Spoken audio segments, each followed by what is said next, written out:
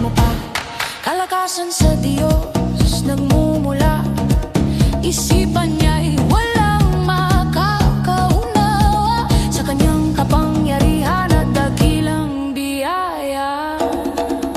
Sa bawat oras ng ating kabalisahan, si Yahweh ang ating kapahingahan. Tayo'y ililipad na tulad ng mga agila, tatakbo di mapapagod, lalakad di manghihina.